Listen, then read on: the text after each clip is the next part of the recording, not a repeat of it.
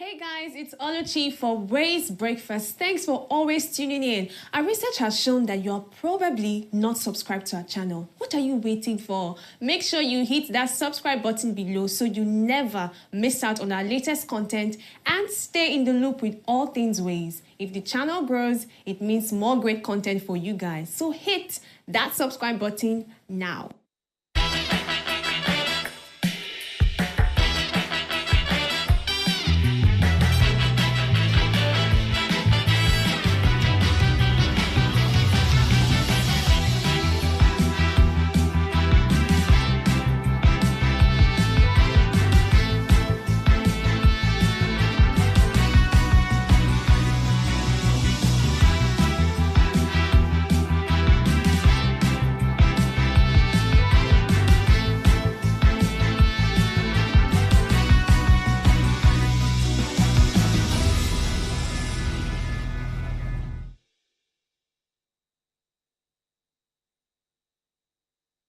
Hello and welcome to What Are You Saying? #Ways, where we talk about topics in the news as it affects us all. I am Musaywa Sale, and today, Messi and I are in studio. Hi, Messi. How are you? Very well, thank you. What's good? How was your weekend? Awesome, great. Nothing, out of the ordinary, basically. I mean, we're just taking it one step at a time. Thankful for life. I feel like we're almost in November, and it's been so good. So good. Yeah, November. Yeah. That month. Yeah. All right. It's been an interesting... So how have you been yourself? I don't know how I've been. I can imagine. My weekends have been hijacked. I'm constantly online in school, so it's just been a lot. But hey, I hope you're finding time to rest. I'm entering my birth month. I'm not sure about, November? Yeah. Oh, that's great. There's every reason to be thankful. I'm very thankful. I'm saying Yeah. I'm not sure about what it is I want to do because I'm not really interested in anything party right now or anything. Come on. Even cakes, if I know they do. There's lots of reason to party. So I'm just putting it out there in case you see me quiet on that day. Please don't go quiet. You can't be quiet. I have to be quiet. You are not going to be quiet. So I don't have the strength for all those kind of things. No, Some things don't nothing really. I mean, just sit down and just have a good time. Let your hair down. My hair is already down. Well, let it down. My hair is already down. All right. So tonight we want to have a conversation around the what's it called, corporal punishment, especially within secondary schools. Again, this is coming off of the back of the video that we saw our guest post Adetoun on social media, and I mean it went viral all over the weekend. But it's important that we have that conversation, and yeah. But before we do that, tonight in partnership with Enough is Enough, we want to have a quick chat with Ruhama Ifere. She's the founder of Truly Verify Africa and a gender equality activist, and also she's a peace builder. She is one person for this month, and she will be discussing one person driving change through activism. Thank you so much for joining us. There. Hello. Thank you so much for. Yeah. How are you? I'm very fine, thank you. How are you also? The network is a bit delayed. We're good. We're good. All right. So, I mean, just give us a quick rundown. What's your foundation about? Truly Verify Africa. Then we just jump into the conversation. Okay, thank you so much again for this invitation. My name is Ruhama Ifere, as you've introduced. I'm a gender equality activist, a peace builder, and the founder of Truly Verify Africa. So Truly Verify Africa is a social enterprise that was created to empower, educate, and unify young people to combat disinformation and information propaganda in our society. So this actually stemmed from my observation following my election observing with the Center for Democracy and Development in 2019 of how disinformation inhibits and stops young people from participating actively in governance and electoral processes. So when we're able to reduce, or better still, curb disinformation in our society through media information literacy, then we can be able to get more young people mobilized to participate effectively in governance processes. Okay, so quickly, what are the misinformation that are out there, especially when it comes to gender equality, gender-based violence, and all of those? Yes, there's a lot of disinformation that surrounds gender equality, and it's very important for us to understand that this disinformation or these myths, if I'll call it myths, are propagated by social media. That is, they're propagated by technology. So some people just see information on social media and they don't ask themselves critical questions like, who is posting this? What is the intent of this particular information that I've seen? And am I supposed to, begin to repost or reshare? Because you just see people saying, forwarding as received, broadcast messages, sharing information that are not verified. And the thing about information is that information is a tool, and the major proponent of such information is to elicit an emotion in us that are not usually positive. So one disinformation that easily comes to mind around gender equality, with regards to people that have been sexually abused, is that you hear things like, oh, why was she in at a particular place at a particular time? Why is she dressed in this particular way? And they don't believe survivors. So when we create an awareness of sexual gender-based violence through our project, Sexual Offensive Watch Observers, we're inciting behavioral and attitudinal changes in the minds of people. The right questions to ask when someone says, oh, I've been abused sexually, when someone says, oh, I've been raped or I've been sexually assaulted, is not to begin to ask questions that will make such person to shrink back and not believe that the laws that exist and the agencies that exist will actually fight for them or fight for justice. So there's that need for survivors to know that when they speak up, they will be heard, they will be believed, because of the fact that the people in the society have gotten this new mindset about the fact that for sexual abuse can happen to anybody. It can happen in the office, it can happen on the roads, it can happen in any environment. And usually when it happens, the questions to ask is not to make such sexual survivors or abuse survivors to feel a certain kind of way, but for them to feel that they are believed and they are heard. And it's only possible when this kind of awareness is done and more people are educated about what sexual violence is, what the law says, and the agencies that exist to help to promote that justice for survivors. All right, thank you so much. Thank you so much. Please note that this segment is sponsored by the Enough is Enough Foundation, a Nigerian organization that aims to promote civic engagement and good governance. Thank you again. All right, so we'll go on a very short break, right? When we come back from that break, we want to see what we found in the news.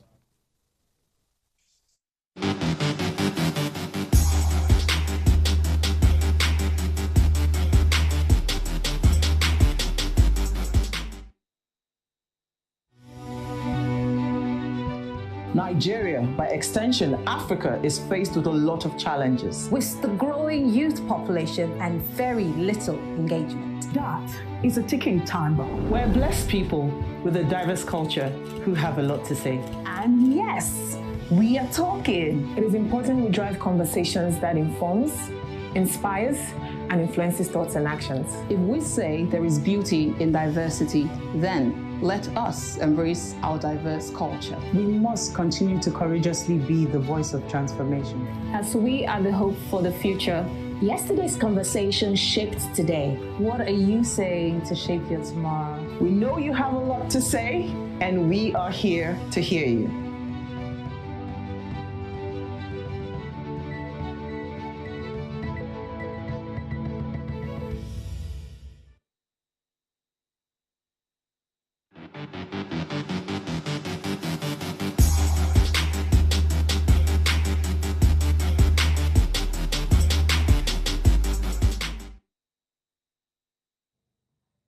Thanks for staying with us. Now, International Animation Day is celebrated annually on the 28th of October to honor the art of animation and its cultural significance. This day, this observance was established in 2002 by the Association of International Du Film the animation, which is the member of UNESCO. The date commemorates the first public performance of animated moving images by Charles Emile Renaud at his theater Optique in Paris in 1892. Now, this groundbreaking event marked the beginning of animation as a recognized art form, showcasing Renaud's innovative techniques that predated the advent of film, of course, for this day. So yeah, happy International Animation Day. He made life easy for us because we can easily put some things in cartoons and just make it easy for the children to watch. Exactly. I love animation and also I love anime. I do. In fact, so these characters here are some of my favorites. I saw them whilst, they were rolling some, just if you look at sometimes my wallpaper on my laptop or my phones, you just have animations all through. I'm just an animated person. I must say today, I think it's also time for us to say kudos to, Nigeria, because you see that we have a lot of animation. And I hear that the Senate has they want to ban international cartoons. So I'm calling it out there because I said it on Saturday. I was at a conference. I was saying it. I will say it again. If you're an animator, this is a good time for you to be intentional about your craft, so we can start to bring some really nice cartoons for children. Yeah. All right. So before we go into your story, there's a story that Marianne was supposed to take the cab driver. I know everybody has been saying that video. It's not because of time. We'll not play the audio, but the video can run. That's the cab driver, the Bolt driver that went to deliver something at the lawmaker's house, and the lawmaker kept on shouting, "Do you know who I am? I'll make you disappear." What are your thoughts, quickly? It's unfortunate, but I think that it just shows the fact that we have lost our humanity, and it's just a reflection of who we are and the lack for respect for human beings. And when you see someone at that caliber, lawmaker, you would want to think that he should know better. I think I will even bring up this topic again when we're having our conversation, because again, when you say you want to make somebody disappear and all of those things, is the mindset of that corporal punishment that is in your, because why would you say you want to make somebody has said this thing to me before. She said, "I can make you disappear." I looked at her. I said, "Who do you think you are?" But people say that a lot because they feel like, "Oh, I am powerful and I am, I belong to a certain class. I am untouched." For me, that particular question, because it's one language that's or phrase that's very common in our lexicon. Amongst elites, yeah. It's very common in our lexicon. And so every other time, if you live in Lagos, you find out that that's very rampant. Someone winds down, and tells you, "Do you know who I am?" And for me, that phrase alone breeds arrogance. It breeds impunity. It breeds a lot of... there's so much to it, but for the want of time, I think that is a conversation that we should have. Yeah, we'll definitely have it. In fact, I'm thinking tomorrow, Seth. Yes. Absolutely. All right, so what did you find for us in the news? Well, so quickly, I found out that the Revenue Mobilization Allocation and Fiscal Commission has decried the high cost of governance in Nigeria over the years and saying it's among the highest in sub-Saharan Africa. And that's, this statement was made in the context of giving the president kudos for cutting down the excesses of the ministries and all of that. This was on the premise that it came. But I couldn't agree less, with the fact that the cost of governance in Nigeria is literally high, especially when you juxtapose it to that of the sub-Saharan Africa. So you want to look at the structural deficit. You want to look at how the structural system that we have, the kind of structure that we operate, and the practices that we have in terms of expenditure that encourages that when you juxtapose it or compare it to other countries. So for instance, I mean, the list is almost endless. So I'll start off with the high legislature. But you know that in Nigeria, it's no longer news that our lawmakers earn more than, lawmakers across in the entire globe. So if you look at countries like Kenya, Ghana, South Africa, they allocate less to legislative salary and allowances. For example, annual salary of a Nigerian senator is about $160,000, while their counterparts in Kenya approximately $75,000. And that's what you look at. You also want to look at the budgetary allocation. Well, I'll just leave it at that. But I couldn't, when I saw that story, I said, yes, it is what it is. And if you look at countries in sub-Saharan Africa, South Africa is there, Ghana is there, Kenya is there, Ethiopia is there. You want to go on, with this list, this country is there. But if you see, the behavior, the kind of governance that we practice, first that we have two systems of bicameral legislature, already that on its own takes a lot of money. When you also look at appointments and political appointees, how we just go on and appoint a lot of people, that's the fact that even our budget, the 2023 budget, 70% of the entire budget was allocated to recurrent expenditure and 30% was left for capital. So it just shows you that we spend the entire money running governance. And not doing the work. All right, so I just wanted to quickly chip in because, I'd mentioned Beta Edu during the ministerial nomination last week. So the presidency has confirmed, according to the Punch, that she has actually been exited from the system. Recall that she has a 585 million scandal, that led to her suspension. So now they've said she's been exited permanently from the system. I just thought to mention that. But I'm just wondering, 585 million, when there are other scandals that has to do with a lot of billions, not excusing the fact that, you shouldn't misappropriate funds. But hey, somebody has to be the guinea pig. All right, we'll take a break. When we come back from that break, we'll bring in our guest and we'll have the conversation. Stay with us.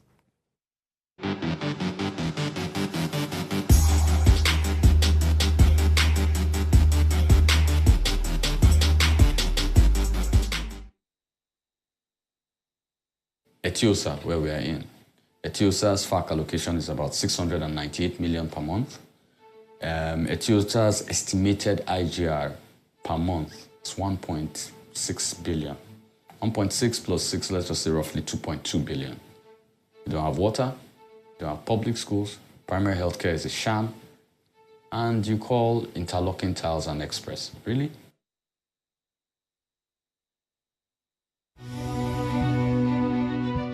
Nigeria, by extension, Africa, is faced with a lot of challenges. With the growing youth population and very little engagement. That is a ticking time bomb. We're blessed people with a diverse culture who have a lot to say. And yes, we are talking. It is important we drive conversations that informs, inspires, and influences thoughts and actions. If we say there is beauty in diversity, then let us embrace our diverse culture. We must continue to courageously be the voice of transformation. As we are the hope for the future, yesterday's conversation shaped today. What are you saying to shape your tomorrow? We know you have a lot to say, and we are here to hear you.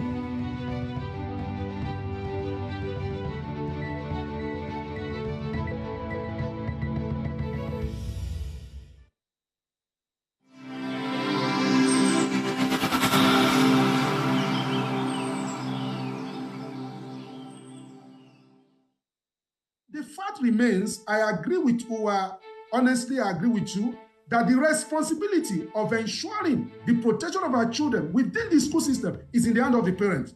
If the parents fail, nobody is coming for our children, the government is not coming for our children. You can see what is going on. What is the position of the Federal Ministry of Education and the institution responsible for universities in Nigeria? In the case of Ajayi Crowther University, have they issued a statement?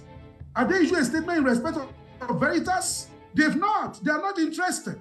So when we keep putting our faith in the hands of people that have shown through their ways, their character, that are not interested in governance, but in their own pockets, in something, in things that work for them. Why do we want to pretend?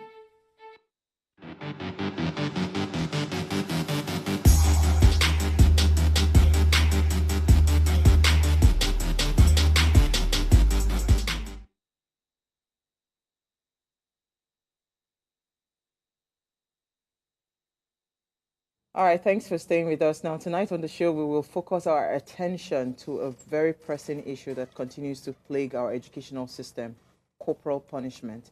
In recent news, we witnessed a disturbing incident where a student in Abeokuta tragically passed away after being physically punished by a teacher. Now, this incident serves as a stark reminder of the harmful and lasting consequences of such practices in school. Corporal punishment, once a common disciplinary method, has no place in modern education. It not only violates the fundamental rights of children, but also undermines the very purpose of learning. Physical punishment can lead to physical injuries, emotional trauma, and a negative impact on a child's mental health. Now, statistics report that in Nigeria, about 85% of children aged 1 to 14 face violent discipline. Nearly 1 in 3 children experience severe physical punishment. Now, the Child Rights Act of 2023 says corporal punishment is banned. But the reality is that enforcement is, of course, definitely not happening.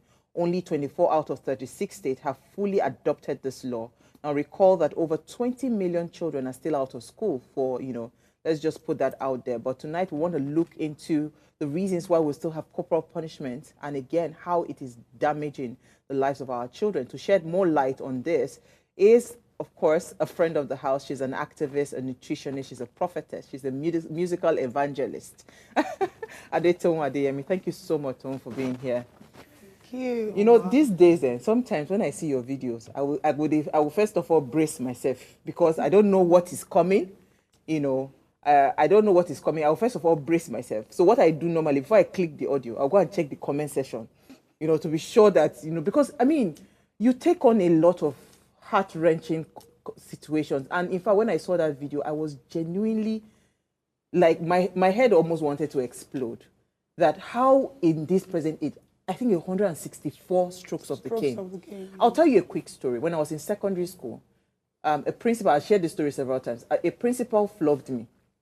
And because he used a cane that had spike, the thing just poked my hand, for coming late. And the lateness was not my fault because we had a car challenge. And I tried to explain to the principal, but he was not having it. It was a new principal because we lived at 2 ends of Kaduna State. So it was a very far distance. So we came after the first period was already over. So after flogging me, my hand was bleeding, sent me back home. By the time my father came back, my father carried that same koboko. He wanted to beat the living daylight out of it. But we had already explained. And this is far back when I was in JSS 2, I think. That was when this thing happened.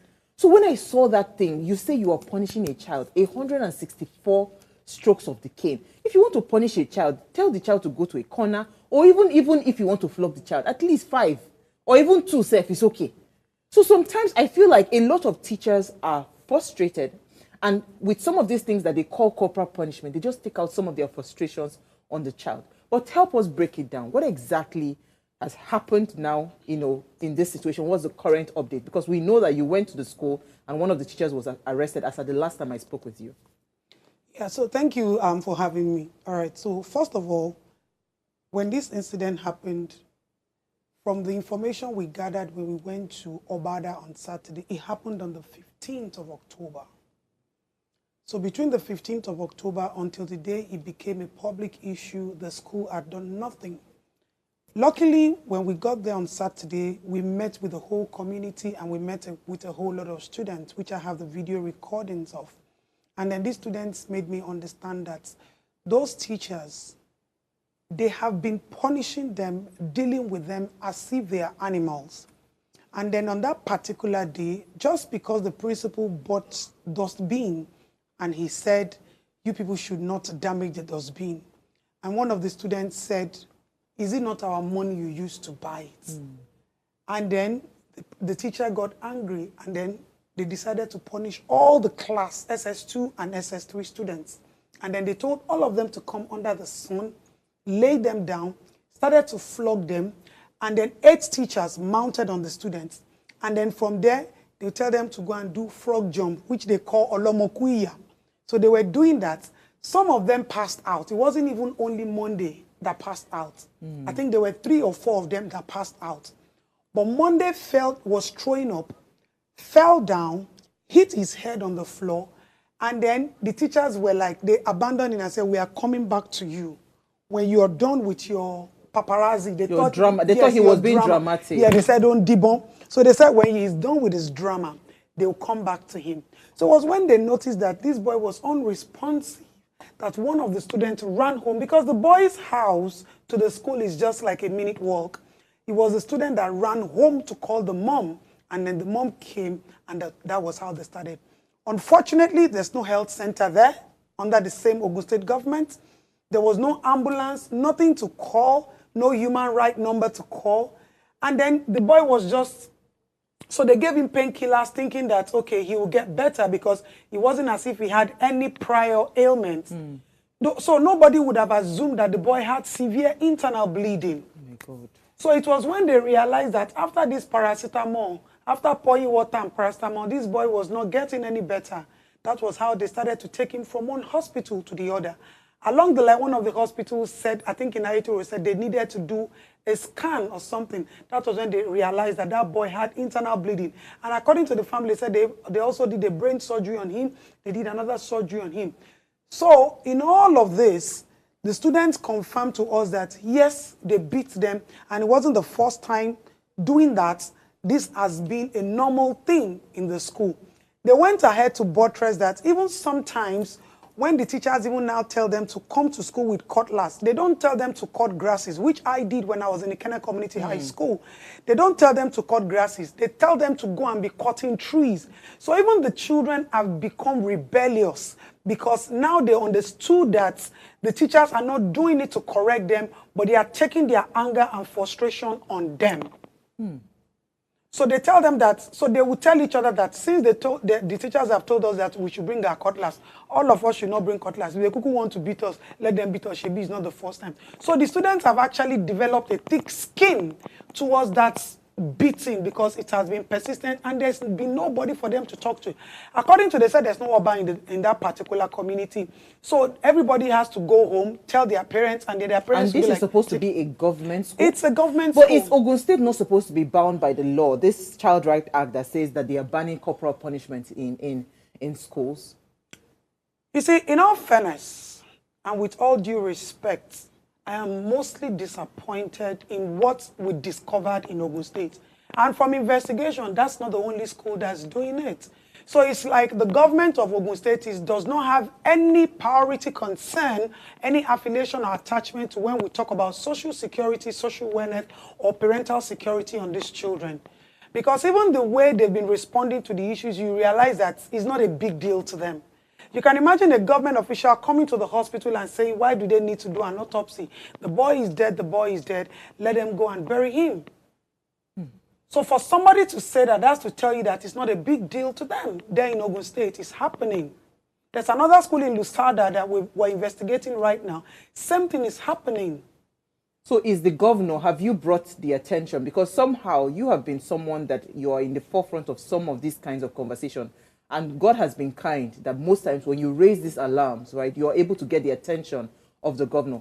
Is he aware of this situation now? And what exactly is he doing? So not until we came out to speak, they didn't do anything. On Friday evening at about 5 p.m., even when their commissioner called me, we spoke. They gave me the impression that the police was aware and the police was working on it. But you see, for somebody like me, I go to the extreme when it comes to our children. So even after all of that, they told me that, Madam, don't worry, we're on it. I still didn't believe them. So I went ahead and I called the Commissioner of Police, Alamutu, myself, and then he vehemently confirmed to me that he was hearing about it for the very first time. I was the one who brought it to his notice. And then at that point, he told me, Madam, do you have videos? Do you have anything for me to see? I said, yes, Daddy. And I sent everything to him on WhatsApp. And immediately, he called the family of these people. So the governor must have heard about it on social media. And before then, prior to then, they had not done anything. The only thing that they did from the day the boy was brought all the way from Obada to FMC, the minute the boy died, they started to mount pressure on the family to bury the child. And the unfortunate thing about it now is even the family, they're scared because the vehemently told us that, Madam, please, we don't want any wala, we don't want any case. The whole community is already on us. This pressure is too much. The government officials are beginning to threaten us this and that. And we're like, they will do that. You should expect that. But one thing we want you to understand that this is a public issue. It's not a personal family issue.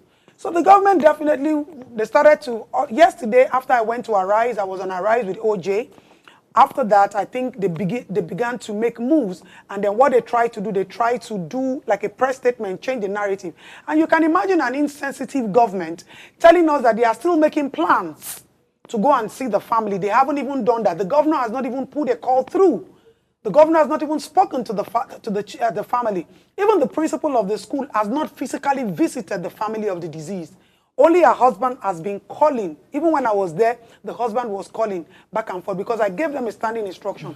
Don't bury the boy. Nothing should be done until I come. Just because I told them I was coming, some people gave the government information as well. The government rushed them, wrote a condolence. Because I told them, I said, you haven't even visited this family. They wrote a condolence letter, and then they put 500,000 inside the envelope, and then gave it to the child. They've compensated the family for losing. So I mean, I'm just taken aback, with everything that I'm hearing. Should there not be a Ministry of Education in Ogun State? I spoke to the Commissioner of Education, in all fairness, and the man said that from the very first day he resumed office, he said that students should not be flogged, nobody. But shockingly, the youth leaders, the chiefs and all of that, they gathered themselves and called him for a meeting and started to fight him and accuse that, why would you tell us not to beat children? If we don't beat them, how do we want to train them?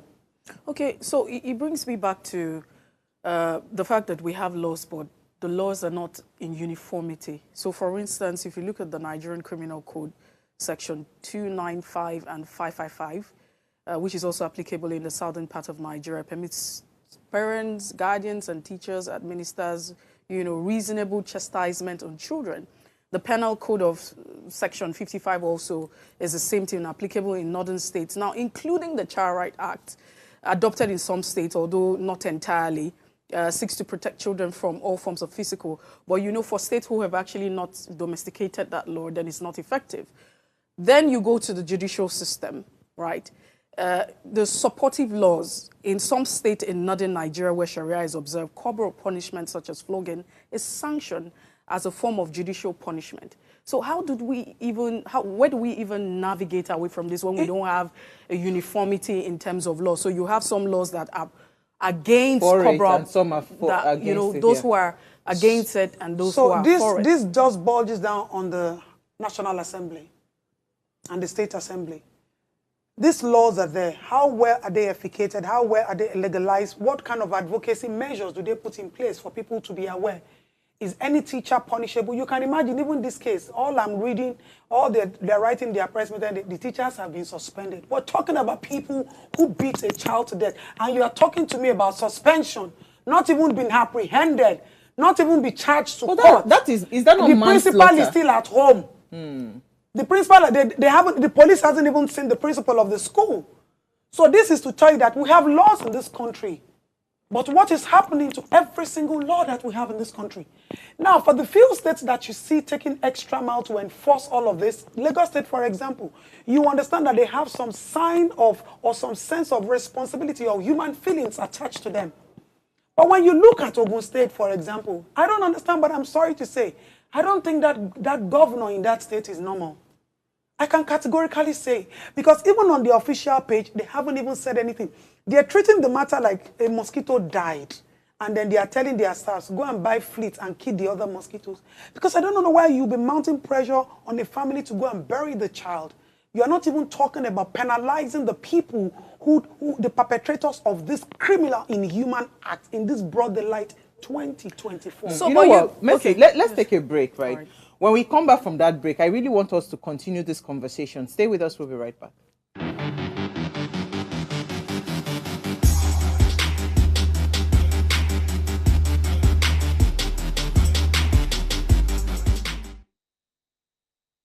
All right, thanks for staying with us. Now, if you just tuned in, we're having a conversation on addressing corporal punishments in schools. And of course, we have our guest, Adetoun. Now, she's still here with us. Please, let's hear what you have to say. Remember, you can join this conversation. Send us an SMS or WhatsApp to 081-803-84663. Our phone lines are also now open. The numbers to call 07025007749, 07014242420. Are you in support of corporal punishment, or what do you think we should start to do intentionally to just end corporal punishment? Because again, the reason I'm asking this question, I've seen people say that, I beg, in our own time, they flogged us. We came out stronger. We came out this. And I keep on saying that the fact that some of us are alive today, it is just by the grace and mercies of God. I have a sibling that is sickle cell, for instance. You just imagine, you know, you beat that child. You don't know the health condition of that child. You don't even know what the child can tolerate. Only God knows. See, the guy might not have been sick, but he might have an underlying ailment that has just been docile in his system. Do you understand? So you don't even know. That is why the trick to it is that do not even touch these people. You know, when we were even younger, I went to public school. You see, there's one thing I respect my father for. He put me through all the phases of education. We went to public school, we went to private school, missionary school, did all that. Those days, they used to test us. They used to give us Daraprim. We had counselors. We had sick bay. We had everything. But these days, all these public schools, they don't have anything. So you can't even tell. Like if you go to school in the morning, the teachers can easily say, oh, you're not feeling fine. You have to go back home, or you are the sick bay, or you rested. There's nothing of such in this present-day education system anymore. So why would you even look at a boy in this stipend regime where even on a normal day, we can't even have 3 square meals? And these are parents that are poor, a family that doesn't even have anything. So we're not even sure if Monday had food before going to school that morning. We're not even sure if Monday's health status is okay. Those days before we got admission to school, you bring your medical report. They don't do all of this anymore. I don't know how all of this just dispersed, how we went into thin air. So the reason why they need to be more careful touching and handling these children. So, I mean, it still brings me back to the fact that we just don't have one voice when it has to do with the issue of corporal punishment. I mean, when we're talking about, you know, the laws that are guiding our actions. So on the other hand, you have this on the other hand, but you have mentioned the issue of the National Assembly. So I want to ask you, do you think that this is the issue of the National Assembly? For instance, you mentioned, you talked about the commissioner who had said, you know, teachers should not go ahead to hit children. But then members of the community are advocating that these kids should be hit or beaten and what have you. So do you think that more legislation would address this issue? Is it an issue that legislation would address? Or do you think that there's another approach, you know, to this issue of corporal punishment? So you see, in my field of activism over the years, there was a time, every time we used to like, hey, Babajide, we're dragging and all of that. You know, one day we had an issue and then we're in a public place, and then the Speaker of Lagos State called and said, Madam, please come. Like, it's like you people don't understand what you're doing. If there's any commissioner or any governor who is not functioning, report to us. We will deal with them. If there's any parastatal that is not functioning, report to us. We will do the needful. So the issue is we keep dragging our governors. But who at the National Assembly or State Assembly, what are they doing? So why I'm saying this is because we can easily petition the Commissioner of Education and say, you enforced the law. You gave an advocacy or you gave an instruction that no student should be beaten. Is it backed up? What have you done? Have you monitored? Have you checked? Have you ever done, okay, let them come and report, or is there anything? So the reason why we're involving the House of Assembly in this issue is because we're going to take this matter now from the school up until the National State Assembly. We're going to report, and then let us tell us what their state says about corporal punishment. Let them tell us what is punishable, the teachers, the principal, the students. Let us know what the books are saying. Because now you are telling me that this is what the law says. We might get to Ogun State now and they will tell you the law doesn't say that. I remember when we used to advocate for seatbelts for children, and then when we were arresting people who don't wear seatbelt for their kids. I went to Federal Road Safety. Federal Road Safety said, Madam, please sit down. Now, what you are doing is right, but let us tell you that it is not in the Constitution. We cannot punish anybody who doesn't wear seatbelt. Neither can we punish any parent that does not put their children. That the only thing we can do is this TV. We are going to sit them down and then let them watch this TV and watch all the road safety rules and watch everything for 3 to 4 hours, and then release them. I was shocked. Yeah, I was just going to say that it's not for lack of laws that we have. You know, I mean, we don't lack laws in Nigeria. Like we really have some fantastic laws on paper. It is enforcement. So I mean, because again, we can have this conversation over and over again, but we might not get a headway into what needs to be done now. So what are we doing now? Because you said something now that the teachers were suspended. Have they been arrested? Because normally, for a case like this, the teachers are supposed to be in police custody. Even the principal Do you of the understand? school. Even the principal of the school, they're supposed to be, whoever was part of that what's it called? Part of the participation of the flogging and all of that. All of them should be rounded up and they should be put in police custody. Even the principal has not gone to see the family of the deceased. As at this evening, the guy, when one of the teachers was writing his statement, he was calling the principal on the phone. And the minute he told the principal that he had been detained, the principal cut off the phone and disappeared. So you can imagine. And this is supposed to be a government school. This is supposed to be a government. And from information, we were told that the community built the school. The government came and took over the school from the community. Wow. Yeah, so for someone that has been championing this cause, because this is one out of so many, and I know that there are cases where you don't have this reported, and, you know, thank you for what you're doing and, you know, for what the social media platform has actually created. So what exactly, how do we nip this in the bud, you know, prevent this from happening across the entire country? This is one out of so many. And we know that this punishment, this sort of ill treatment against our children, you know, still meted. How do we address this issue? You see, is the thing is, it's just really bad that we have to go so low. We have to become, we responsible parents have to become irresponsible to get the attention of the government. If you don't come and start shouting, if you like, you write letters and all that, they don't respond. You have to come and start shouting and dragging them, and you begin to look like an irresponsible fellow before they respond to you. Now, what I'm going to say is, activism is a continuous thing. We're not going to stop. Good that some of these government officials, when they hear things like this, they see that, oh, they're hearing it from us. They don't even know. So in all of this field work that we do, the only thing that I've realized that we will continue to do is we will not keep quiet as parents. We will not keep quiet as mothers. Parenting is a continuous job, and government also has to understand that they are tied to this parental responsibility. The government is these children's first parent, whether we like it or not. But let me tell you why this is happening. This system that we are, parents feel like government does not have a say when it comes to their children. Parents feel like they can do whatever. That is why you see some parents say, let them flog my own child. You flog your child because they know that there's no social welfare that will come and tell you that, why are you beating this child? This is not going to happen abroad. You even yell at a child, the child is going to call the social service on you. So we don't have a well-organized, constructed, well-funded social security and social service. Without that, we cannot co-parent these children. We cannot put them under the arms that they are supposed to be. That is why these children are doing anything they like these days. Because even their parents can't even hold them down, and the government can't hold them down. You know, sorry, this thing you just said about, you see, I really want to put the blame on parents. Not that I am blaming them 100%. You know, what you just said, it happened even within my school. We have agreed. There's no unity amongst parents. We have all agreed to say, you know what, please, let us end corporal punishment.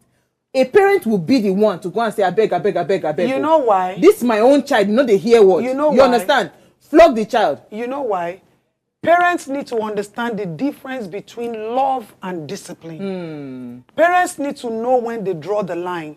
Some parents are sentimental. And some parents have lost control of their children. They feel it is an outsider that must help them to train these Let me children. take Loma, then I'll come back to you, Adetoun. Loma, you're live. Hello, are you there? Hello? Yes, go ahead, quickly. Loma, you're live, quickly. Is he hearing us? Okay. I think we're losing. You know, so that idea that I have lost, what's it called? The capacity to discipline this child. I beg, help me discipline him. Yes. You understand? We do that a lot. I've seen that happen with parents. And again, a lot of people are not prepared for parenting. Parenting is not because you can get pregnant and have a child. No, it's not about Mr. I am Mrs. Do you understand? Parenting is not because I have the capacity to get pregnant. And one of the reasons is because if you look at the society where we are today, parents are working hard. They don't even have time. Wake up in the morning as early as 5:30, 4:30, get these kids for school. Most of these children live in the hands of housemates. You know what? Let me take Loma again. Loma, I hear you're back. Good evening. Go ahead, please. Yes, go ahead. See, I want to let us know one. You can't take away punishing a child in school.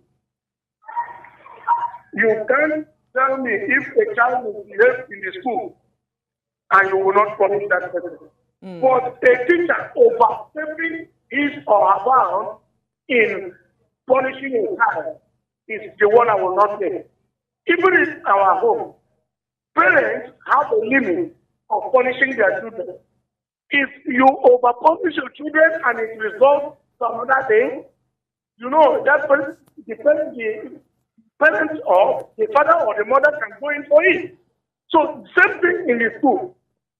Just here in Omaya, here, we are hearing on 24th of last month, children were fighting, the boarding school, they were fighting because of food.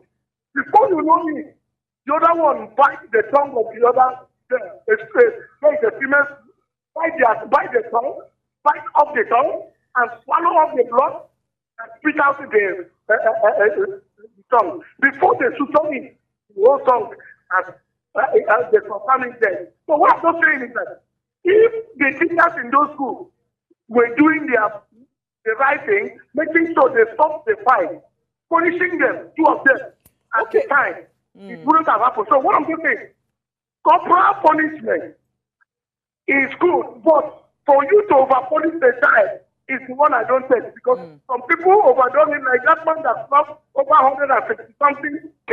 That person needs to be hanged. So that's what I'm saying. Thank you. I support it in one way. I don't support it when you overstep your bounds. Thank you very much. So when you want to come in here. So we don't even want corporal punishment in schools these days, because a lot of things surround this corporal punishment that you're talking about. First of all, how well do our teachers go for training? Way back when we were in public school, our teachers, they go training for our place. Even I was just writing down mental assessment. A lot of things have changed. Yes. What is their assessment? Have they done mental assessment? Who are these teachers? These teachers, are they even qualified? Or these teachers are just in schools because of employment? Don't forget, this is a school that was built by community, and definitely they must have just been. Do you know the funniest thing? I was even asking the student, what is the name of your teacher? They don't even know. Ronaldo, Froggy, Ramanjago. Those are the names they call their teacher. Fakao. They don't even know their teachers' names. So, you see, is that bad? We will tell you our teachers' names. I can still remember all my teachers' names, Mr. Wasiu, Mr. This, you know. Mrs. Andy. These ones were even calling Ramanjago. They don't even know what they are. So they give them nicknames. Their teachers are even nicknamed Fako. Fako, yeah, he jump fence, madam. If you see the way, those students are so rebellious. Do you know that even the principal of the school went ahead and brought Amotekun to come and arrest the students? So what they did was they locked all of them up in one classroom, and they were giving the teacher signal to run away. So it was when those students realized that, come on, what's going on? They engaged us for a year. They can't go. That was when the students revolted and attacked the Amotekun people before the Amotekun ran away from their community. Okay, so this is a big So issue. Now they don't even know. I was telling them, okay, give me the names until we know Fako, Ramanjago. They don't have their real names. So, but, you know, that aside, because whatever it is that we're going to do, I mean, in trying to say, okay, corporal punishment, I will still go back to the fact that we don't speak one voice. In the northern part of the country is a different thing. For states who have actually said we're protecting the rights of the children, we also know that part of the Constitution protects human dignity and some of the rights that, you know, our country, we have signed, you are a signatory to. So we're supposed to implement that. But the fact that there's no uniformity in some areas, it is allowed depending on the code, depending on the laws that are available. Now, if we are going to say uniformly, like as an entire country, we are saying we don't want corporal punishment across the schools. You know, where will we be speaking from? We're going to have to appeal to the Minister of Education.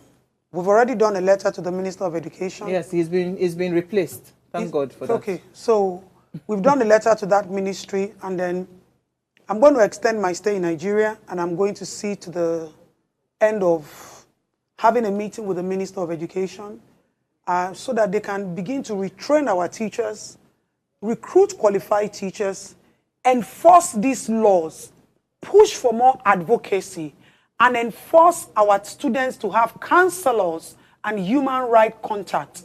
Lagos State has it. Let me tell you something Babajide Sanwo-Olu has done. In as much as we drag Babajide Sanwo-Olu, no matter what you call him, what he wants to take out of what you're saying is the fact that something needs to be done. And I give him his flowers today. He will do it. There has never been a time. Let me tell you, in a month, I deal with nothing less than 100 to 150 cases. Just that we don't bring a whole lot of these things to social media, because once we receive the attention we need, I'm not a content creator, so I don't need to come and post. I only come out to call the general public because this one is not going well, we need to drag each other out. And you will realize that the governor, as bad as it is, he would have called this family or sent some people. And Dr. Abiodun has not done any of that. Please, let me take Joseph. I hear Joseph is on the line. Thank you for calling. Good evening. Hello. Go ahead, please. Okay, so I think it's important for the teacher should be notified. The moment the teacher is notified, it gives room for the law enforcement agency to do their job. The moment there is the back and forth regarding the identity of the teacher, then the investigation that the government takes or is saying is about our company. Well, isn't that the first thing? Thank you so much, Joseph. It's a bit slow. Isn't that the first thing the governor should have ordered for? Do you understand? The immediate arrest of the teachers and the culprits. That should have. That would be so proactiveness. You know, when I even called, if they had told me that, it would have been a different thing. This matter wouldn't have even come to social media. When I called the Commissioner of Youth and Development, because I have a contact, because we have a case where a 3-year-old was sexually molested in Ogun State. And Mrs. Bamidele, the first lady, is my sister. I don't deny that I know these people. We are from the same hometown. We are from the same blood. When I called her on this issue, immediately she connected me with the Commissioner of Youth. So I've had her contact. When I called the Commissioner of Youth on Friday, Auntie, I'm in my constituency. I'm not in the office. I will tell somebody to call you. After like 5-6 hours, that was when the person called me. The person was like, hey, madam, you are shouting. Hey, what do you say? I'm just hearing about it. I will look into it and call you back. He has not called me till now. So if when I called them, they were like, madam, you haven't heard. The governor has instructed that we should arrest them. Oh, I would have just been relaxed. But I became apprehensive when I saw the attitude they were displaying. Now, my question is, even a lot of these teachers, let us put their qualifications on the table. Are they real qualified teachers? Educators, yeah. Let me shock you. Let me just make you laugh. One of my husband's family is a teacher. My husband's sister. So this is not as if he's an outsider. So she was in my house one day and I was telling her, what do you teach? She said she teaches physical education and health. I said, you will not go to school. We'll continue. I said, okay, so how do you talk to students about sugar? What types of sugar do we have? He said, we have St. Louis, we have Dangote sugar. So you can imagine. I went upstairs, I said, hey, Baba Shabi, please. Can I shock you? I will not call the name of the school because I know that you can go and drag them. I will be there tomorrow. There's a school in Magodo where my children were babies. My husband asked one simple question. My son was a toddler. David was a toddler. And the teacher was asked that what are the strengths? What are David's strengths? Because, okay, I see that he's doing well academically, but what are his strengths? You know what the teacher said? David is very strong. If David holds a toy, nobody can collect. Do you know that I almost put my head under the table? That was the end of that school. That was how we withdrew our children from that school. So this thing what you are saying, it's not even stopped at private, public school, even private schools. Because there is nobody. Oh my God, no laws. People don't understand what education is. This is the weapon to break the chain of poverty. So the people that should be teaching our students are people that were academically sound. When we were young, we had Ghanaian teachers. Our intonation was strong. People tell me, you speak good English. I was taught by academics. You don't want to know people teach us. But today, you see these teachers, they can't even speak. My God. And these are people that our government have put the lives of our children. Punishment a sign of failure in leadership? No. So because generally for me, I understand that we have laws. So I would always go back to the fact that the world is where it is today because we have lost our humanity. We have lost. We don't even have love. You understand? Because I don't know the level of offense. Because some of those teachers are not children. Right, so you probably will be a parent. You probably have a cousin, a sibling. Let me quote you. Whether you're treating these children with empathy, that even if you have to discipline a child, do you correct them with empathy? Discipline with love. Do you we have lost our humanity. Yeah, quickly. So some of the things that we see is the fact that there's no humanity. In all fairness, whilst we're saying we don't want corporal punishment, we also have to understand that our children are no longer children. Our children have become professors of crime. Our children know so much. I have the video when one of the students was trying to report the teacher to me. He said, Auntie, can you imagine? They will seize our alomo bitters. I said, you people take alomo bitters. Hey, he said, yes, all those bitters, those ogogoro, that our GS3 students, they will bring it, and these teachers will collect it from them, and then they will still beat us on top. So you left your mother's house with alomo bitters, a GSS3 student. Alcohol. So it's a two-way thing. It's a two-way thing. That's why Loma is saying you cannot completely expunge corporal punishment. But I think there can be a limit to the kind of punishment. Like the way they say we should go and cut grass. We cut grass. So all that for someone like me, yes. For someone that me that went to a military school, you know the kind of punishment I got. Yes, because we were. Let's take a comment. This particular topic is really annoying me. I must confess, some people in this world are not ripe and qualified to become teachers. I am totally against corporal punishment wholeheartedly. How can a teacher flog a student 164 strokes of the cane? This is deliberate and highly unacceptable. Even if the teacher is frustrated, he or she must not take out his frustration on the children.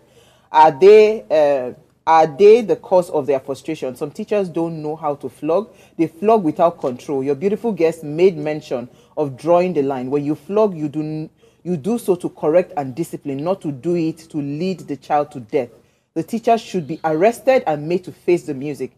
They will not take it if it's another person that flogs their own children, but they can do it to other people's children. If flogging will lead to the child's death, then corporal punishment should be abolished and scrapped. My name is Daniel, WAYS regular fan. Some teachers have not been paid 4 months' salary. So when they get to school, they take it on the students. Yeah. Do you get it? Some of them, I want them to buy textbook, and they don't buy all those their textbooks. They take it on the student. So for all of the reasons, health, nutrition, economic factor, for now, corporal punishment is a no. If they want to bring corporal punishment, let there be CCTV cameras in our schools so that we can monitor. We've never had slaps. We've never had slaps yet. We'll see you guys tomorrow.